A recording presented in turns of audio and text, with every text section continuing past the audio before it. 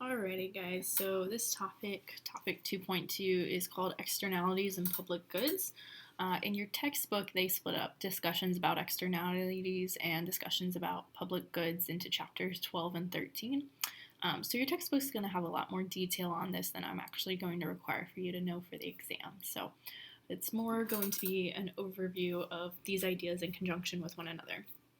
So the key questions for this topic are: what are externalities and how do they affect markets? We're going to talk about what are different types of goods, private goods versus a public good, and the challenges of providing goods that are non-excludable, and we'll define all these terms as we move through the topic.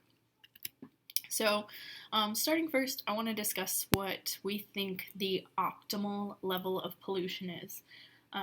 And probably in maybe your science classes or public policy classes, if you've taken any, we hear often about the negative effects of pollution. So your knee-jerk reaction might be to say that the ideal level of pollution would be no pollution.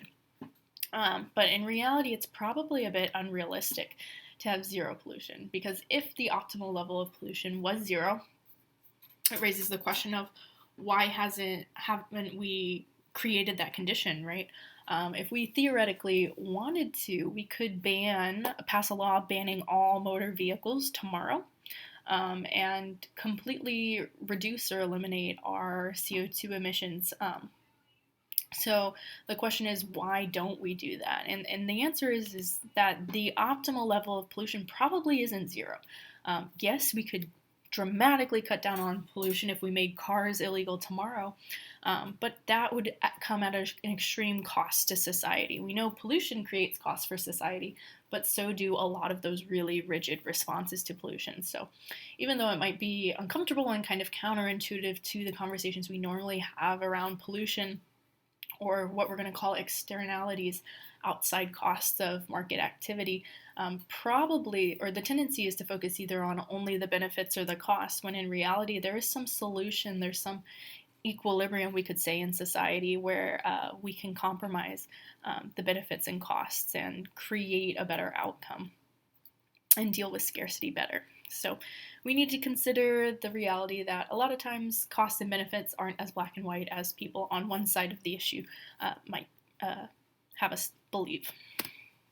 So that leads to the topic of this chapter, called externalities. So an externality is when a market exchange affects a third party who is external or outside the exchange. So that word external kind of leads into the name. So when I say third party here, every market transaction involves two parties, a buyer and a seller.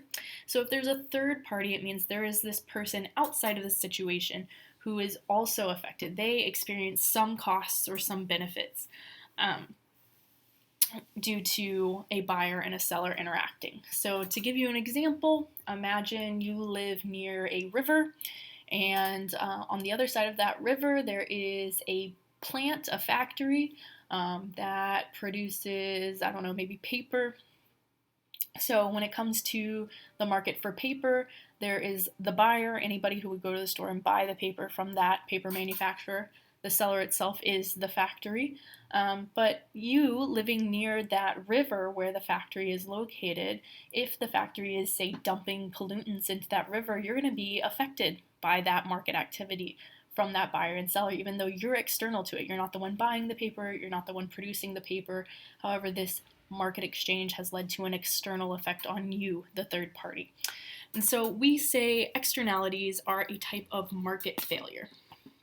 Now, we've spoken up to this point about how great markets are for dealing with our economic problem of scarcity. That allowing buyers and sellers to interact with each other helps us get the scarce resources into the hands of people who value them the most. And that prices do a great job of helping us reflect the value of resources and allocate them efficiently. Now, when externalities exist, it means there's some cost, say the pollution in that river, in the example I was just talking about, that is not properly accounted for within the market. And so that's why we say externalities are a type of market failure. The market has not done a good job helping us consider the benefits and the cost of using certain resources. And so that's when a lot of times we look to governments to intervene and try to correct what the market has not properly dealt with in terms of costs and benefits. So there's different types of market failures. Externalities are one of them, and then the other part of this chapter, public goods, are another one that we'll get to later. So market failure is kind of this broad term. Externalities are the first type we're going to discuss. So externalities exist when internal costs are not equal to social costs. So there are three different types of costs when it comes to buying or selling a good or service. So there are internal costs. Internal costs are the costs incurred by the two parties in that market transaction. So a cost for a consumer, if you go to buy something, say a package of paper, right, there's your out-of-pocket cost. Sellers of that paper are also going to bear the cost of production, whatever it costs them to get the materials and labor and other resources to produce that paper. So those are all internal costs, which are also sometimes called private costs. External costs, on the other hand, those are my externalities. That's the cost borne by the third party outside. So that would be you as the person living near the stream where the pollutants are being dropped into the river, and your concern over wildlife and the destruction of the environment. That would be an external cost or an additional external cost. When you put those two together, you get social costs. So think about it this way: everybody internal to the transaction and everybody outside the transaction, my third parties, they are all part of my society. So social costs includes both of them. So you could say social costs is equal to the internal plus the external cost altogether. So externalities arise when there's an imbalance between the costs that are internal and the social cost. We can also think about this in terms of benefits. So sometimes market transactions don't just create costs for third parties, they can also create benefits for third parties. So for example, if you were to be living in an apartment and you were to purchase a fire extinguisher, there is going to be internal benefit to you as the person who purchased the fire extinguisher, because now if a fire were to start in your apartment, it's less likely to burn the whole thing down and destroy all your stuff because you'll be able to put that fire out quickly. But also your neighbors who are external to this fire extinguisher purchase that you made, they're going to benefit as well, because if a fire were to start in your apartment, it's also less likely to spread to their unit nearby. So that would be an example of an external benefit. So externalities, whether it comes to cost or benefit, there's this imbalance between what's internal to the transaction and what's social, which includes both the internal and external costs for society. So the first type of externality is a negative externality. That's when that third party activity generates costs. So that's an example of the pollution in the river. Smoking is another example of negative externalities. Just because a cigarette smoker decides themselves to smoke, the fact that that cigarette smoker is going to give off secondhand smoke to people nearby is going to create a cost for that third party, even though they did not decide to smoke a cigarette. Some other examples of negative externalities would be someone sitting next to you in class wearing too much cologne or too much perfume. Maybe if someone is sick near you and they're coughing. Or if you've ever been on an airplane and the person in front of you leans their seat all the way back and they kind of encroach on your space, that's an example of a negative externality as well. So we say on its own, because there is this third-party cost, because these social costs are not the same as the internal costs, we're going to get too much of this good, service, activity, whatever it is in the market, more than what is considered socially efficient. So that's a type of market failure, because we're failing to consider all of the cost of the secondhand smoke or the polluting production, or the cost to my third parties because they're outside of that market transaction. The market on its own is going to produce too much on its own. We would like less of it in order to really have an efficient market outcome where the costs to society are reflected.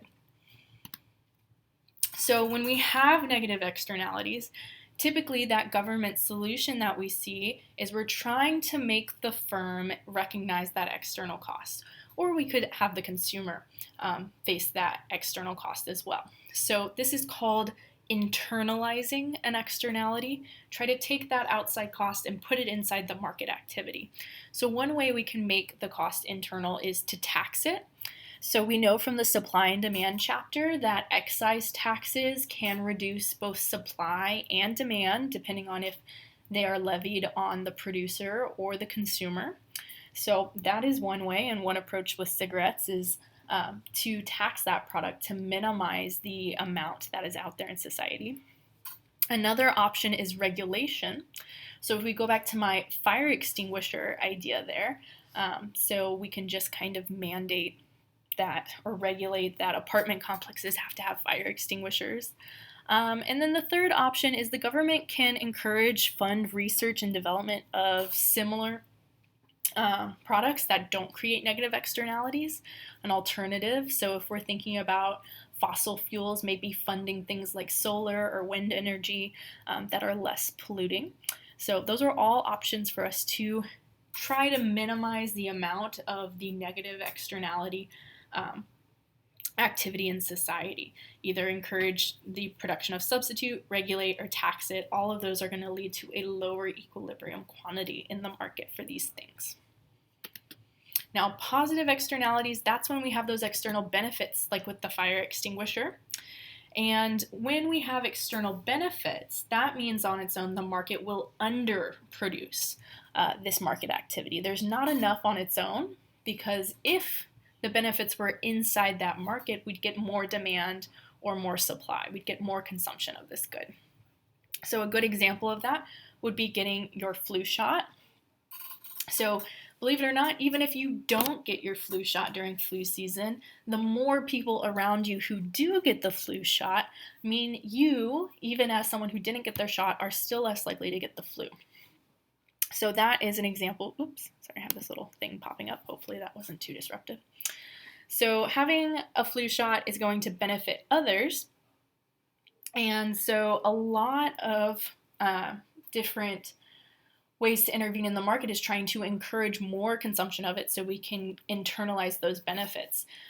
One of my favorite ways to real life example of how we internalize the positive externalities of flu shots is that Publix, if you get your flu shot there at their pharmacy, they'll give you a $10 Publix gift card.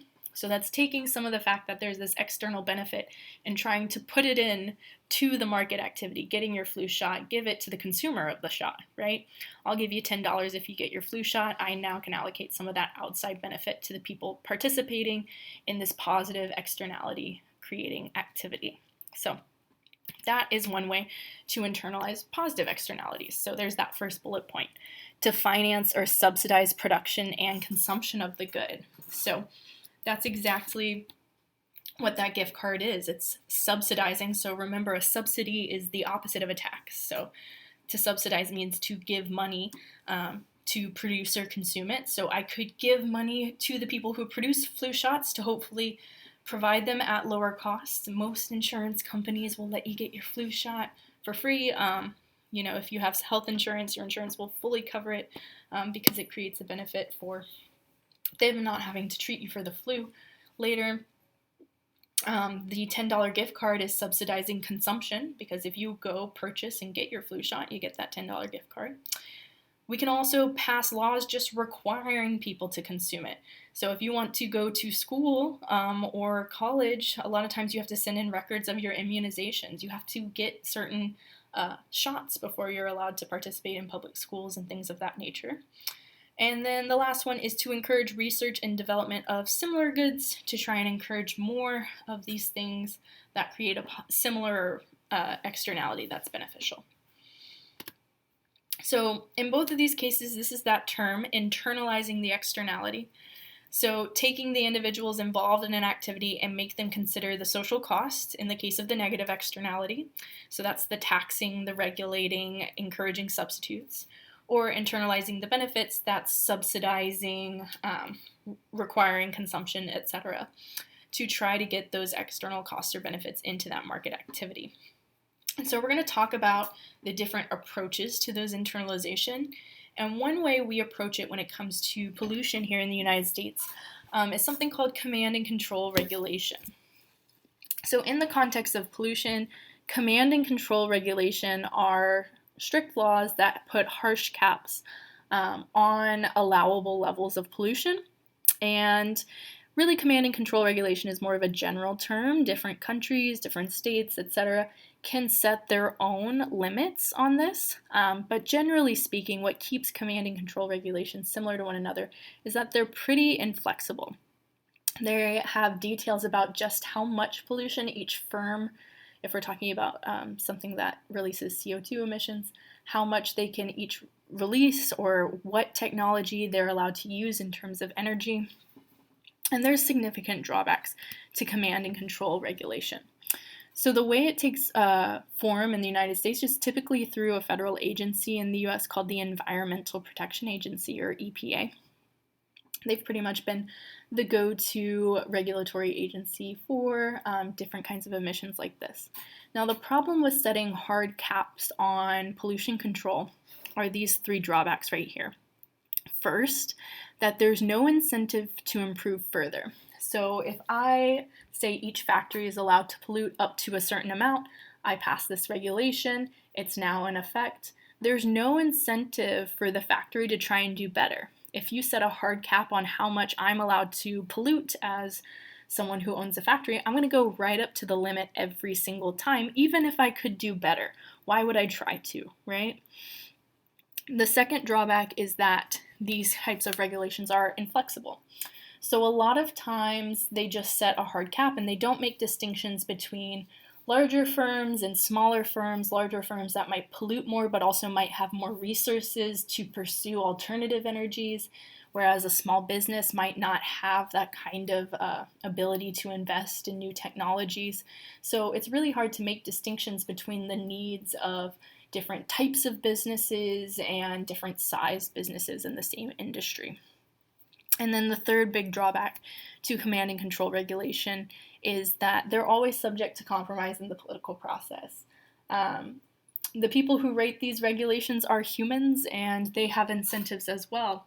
And the companies that are affected by these laws also have incentives to try to persuade regulators through the lobbying process. And a lot of times the pollution caps we get are not the ones that are the most efficient for society, and instead they're full of a lot of loopholes or compromises or exceptions for the people who can influence those regulators. So while command and control regulation is one hard way to stop negative externalities, most economists say that if we were to move to a market-oriented tool, which we'll discuss on the next slide, that might be a better solution and minimize some of these three drawbacks. So one market-oriented environmental tool is to incorporate something called a pollution charge. So this is a tax on how much a firm pollutes. And this kind of removes some of the inflexibility that was causing problems with a command and control approach. If we expand the idea of pollution charges into the idea of a marketable permit program, so this is actually a program that basically you set a cap on pollution and then you distribute permits within the industry as to how much you can pollute up to that certain amount. So you still kind of get that maximum level of pollution, but firms can buy and sell these permits amongst themselves, and that allows some flexibility for different sized firms who can do better. They can sell their permits to another one, and we can still get that overall total level of pollution, but it creates some flexibility and doesn't stifle as much variation on the industry level. So this is typically the approach that we've taken in recent years. It's famously called cap and trade or tax and trade, and it essentially establishes property rights for pollution, right? If you own that permit, you have the right to pollute up to a certain amount. The drawback of cap and trade, this isn't a perfect solution either. is that if we don't extend cap and trade to be an international policy, it could put the United States and US producers at a disadvantage.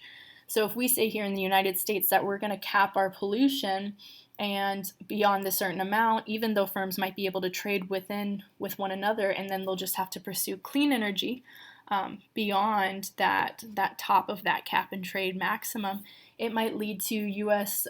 Businesses creating more expensive products, and then they may not be able to compete with international firms. Because other countries that don't have these caps on pollution, they'll be able to produce the same product for cheaper, leading to more pollutants. So it's not a perfect solution. It's probably better than just a command and control approach, but we're still trying to create some solutions for negative externalities like pollution. So now we're going to talk about why externalities arise. So the reason cap and trade works is because it helps establish property rights for pollution, for the air, for our ozone layer.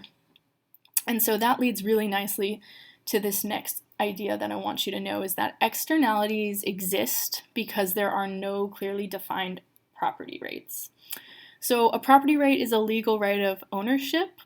It's your right to exchange voluntarily with others, and it's exclusive to you, right? So if something is your own private property, no one else can infringe on it without compensating you to a level that you agree to. So if we go back to that stream pollution example we were discussing before, the problem and the reason that externality of polluting the stream exists is because it's unclear, the stream between you and the factory, of who owns that stream. It's not private property, right? It's publicly owned, and so the factory itself, they can pollute it. You don't have any right to assert over it, and it can lead to the pollution. Now, on the other hand, if the stream was in your backyard and a factory started dumping waste in your own backyard, that wouldn't work, right? They're not allowed to do that. It's kind of a little bit of a silly idea, because the idea that someone could come onto your own property and pollute it just wouldn't work, right? It would be an infringement on your property, and they would get in trouble for that, right? So externalities occur when there are things that do not have well-defined property rights. And it leads to a lot of issues like who owns the air, right?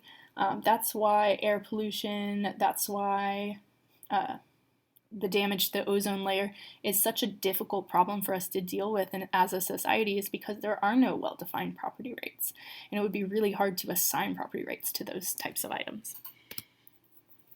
So the good news about externalities is we have this theorem in economics called the Coase theorem. So the Coase theorem has two conditions. This guy, Coase, said if there are no barriers to negotiations and if property rights are fully specified, that parties will bargain to correct externalities. So that's really important. The two conditions, that there can't be barriers to negotiations and property rights have to be fully specified. Now, they have to be assigned to somebody. So in the situation of the river, we have to say either the factory has property rights to the river, or you, as the person living behind the river, you have the property rights. It doesn't matter who we actually assign those property rights to. As long as they are defined one way or another, the two parties can negotiate. So going back to my polluted river scenario, if the factory owns the river, they have the right to pollute it, but you could pay them to stop, right? You could say, hey, I'd like to compensate you for your property right and keeping this river clean. And vice versa, if property rights are established the other way, if you're the person who has the right to the river, the factory can't dump their pollution in it unless they agree to pay you, or maybe they agree to some sort of cleanup level, right? But essentially, if we can establish those property rights and there's no high barriers to negotiation, we can solve this externality. We can internalize that external cost of pollution one way or another. So Coase, originally, when he explained this theorem, he had a situation where there were two adjacent landowners, and neither of them had built a fence. One of the landowners was a cattle rancher, and the other was a wheat farmer. So again, just to give you another example of how defining property rights can help us deal with the situation. So if we assign property rights to the wheat farmer first, now the wheat farmer has the right to protect their property from any of the cows from the cattle rancher's farm that might wander into their property. So the rancher is going to be liable for any damage his cows create. So one, if the damage is expensive enough, the farmer can build a fence to avoid having to compensate the wheat farmer, and that'll internalize the externality.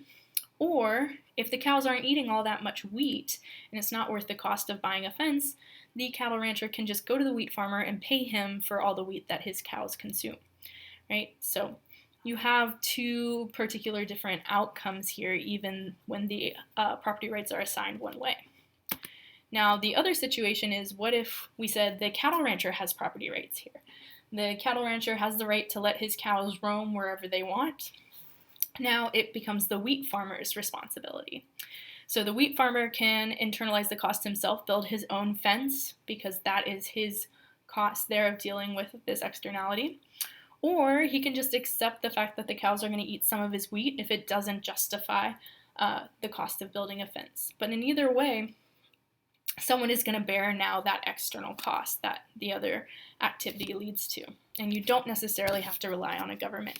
What you do need is well-defined property rights, which can be a little bit tricky when it comes to things like the ocean, the ozone, the air, and stuff like that. Oops, moved a little bit too quickly.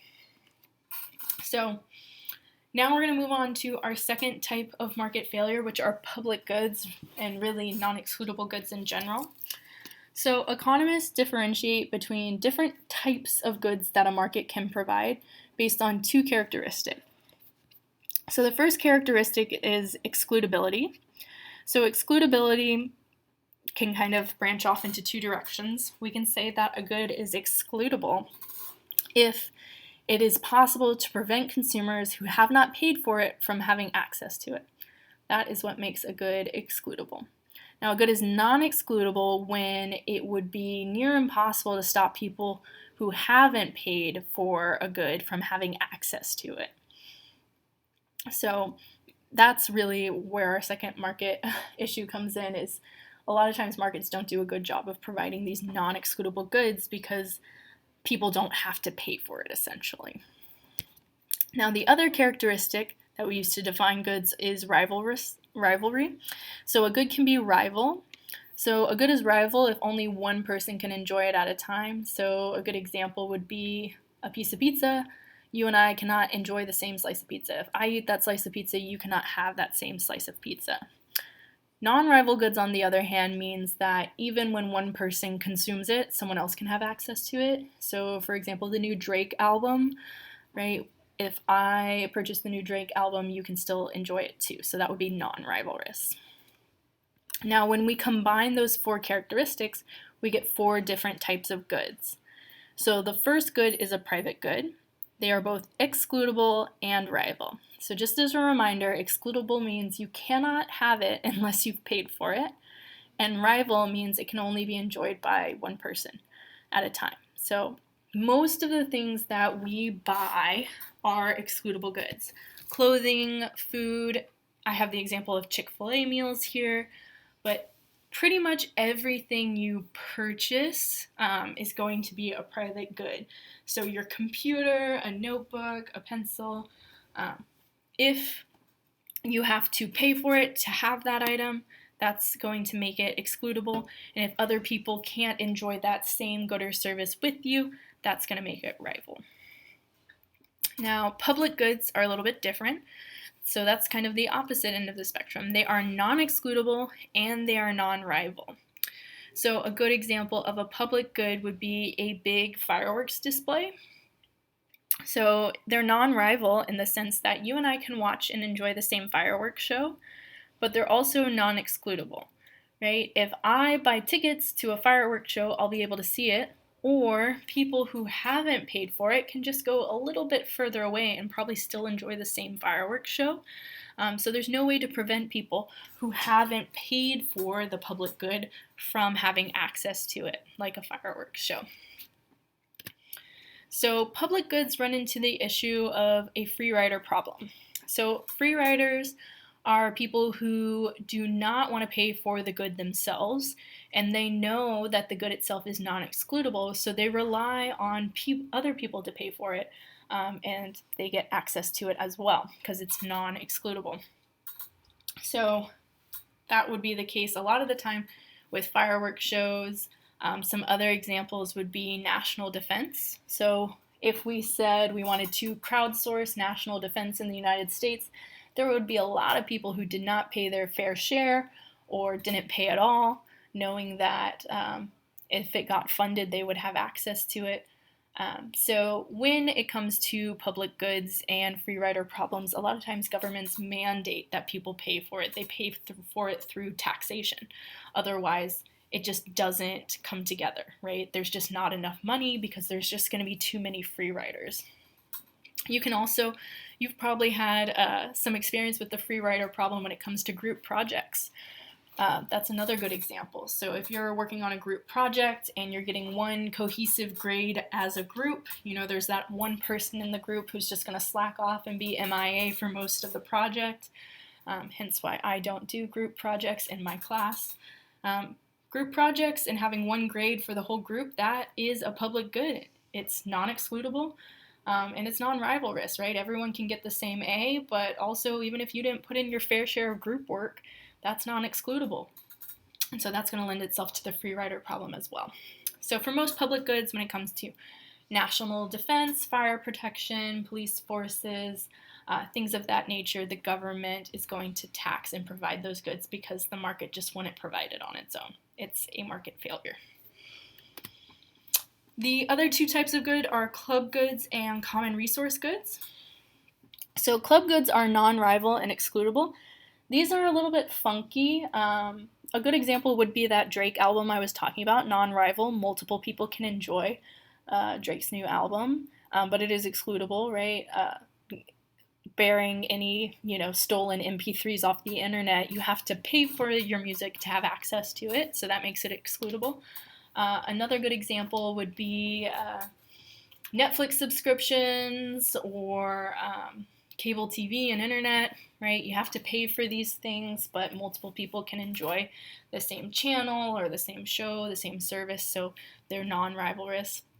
Now, markets do a decent job of providing club goods as well because it's excludable. That's why you can purchase things like Netflix subscriptions and cable TV subscriptions and music albums and things like that. They're just kind of rare because most things are rivalrous. Now, a common resource good is kind of the worst combination of my characteristics. They're rival, which means one person having access to it prevents others, but it's non-excludable. So a good example of that would be fish in a lake. So if I go out to a lake, a public lake, or even the ocean, and I start catching fish, that is going to be rivalrous. You and I can't catch the same fish. One person fishing is going to prevent other people from fishing or lessen their ability to catch fish. But the world's oceans are non-excludable, right? Everybody has access to it, and common resource goods then lead to a lot of problems. So based on my characteristics, I want you to think for a second, what type of good, private, public, club, or common resource is space on this public beach here? So based on my characteristics, is it rival, is it non-rival, is it excludable, non-excludable? Hit pause here and think about it for a second before I give you the answer. Okay, so hopefully you hit pause and that it won't be a surprise for you. So I would say that space on this beach is probably a common resource here. First of all, the beach is non-excludable. As you can see, you can't restrict entry. Most beaches are public, which means anybody can show up. And space on the beach is rivalrous. If I put my towel down in one spot, it means you can't have it. And that leads to this common resource. And this is a really good picture of what happens with common resources is they tend to get overused and you get super crowded beaches like this. So they're another type of market failure. So here are my 4 types of goods in summary. I think this is a really great little table that categorizes the 4 goods. In fact, I might, if you go to the PDF PowerPoint slides, maybe print this off and have it handy for your test. So it has the excludability characteristics listed here if the good is excludable. That refers to private and club goods. And non-excludable goods are my common resource and public goods, whether or not they're rival in consumption versus non-rival in consumption. So pretty cool stuff and examples of each. So if you're a visual person like I am, it's a good way to organize these characteristics and these types of goods. So the last thing I want to talk about is in reference to those common resource goods.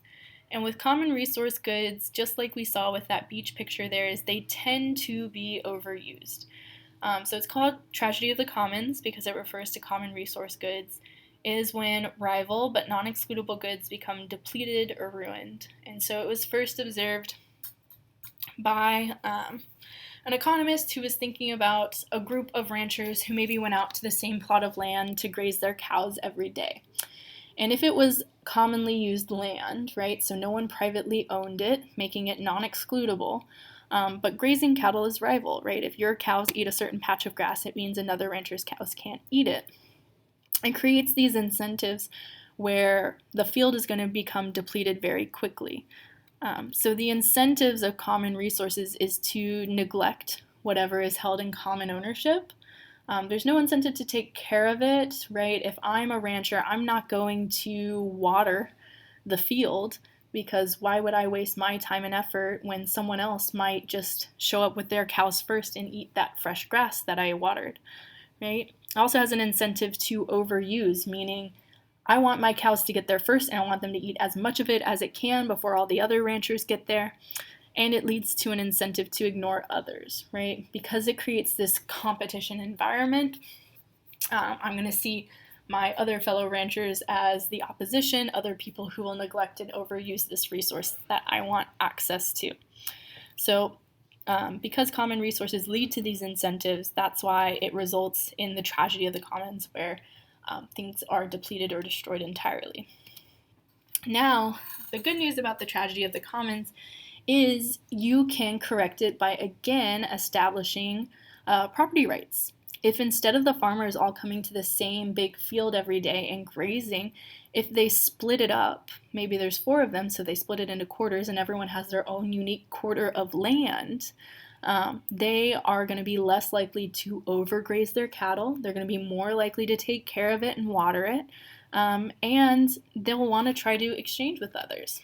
So private property rights, again, can correct this market failure because private property provides incentives to maintain the land, to protect it from others, put a fence around it if you have to conserve, so not let your cows overgraze. And these 3 incentives will lead to you trying to increase the value. So hopefully, if in someday in the future you don't need that field anymore, it's still valuable and you can exchange with others and acknowledge that they might think it's valuable as well. So another way you can distinguish between commonly owned property and privately owned property and see these difference in incentives at play. The example I like to use is a public bathroom versus your own private bathroom. So if we go back to the public restroom, you're probably not going to clean it on your own. Why would you? You might have a tendency to overuse if they have nice towels or soap. Some people might snag those. And you certainly don't want to keep the place nice for others. It's a public restroom. Why would you bother? Now, on the other hand, your own restroom, you're going to maintain it, you're going to protect it, you're going to keep it clean, try to conserve it, and hopefully, if it's your own house or your own apartment, you'll want to maintain its value for later on when you sell your home or things like that. So private property rights, establishing private property rights can help us deal with negative externalities and also deal with other market failures when it comes to non-excludable goods, whether it's a public good or a common resource good. That's all I've got for this topic. Let me know if you have any questions.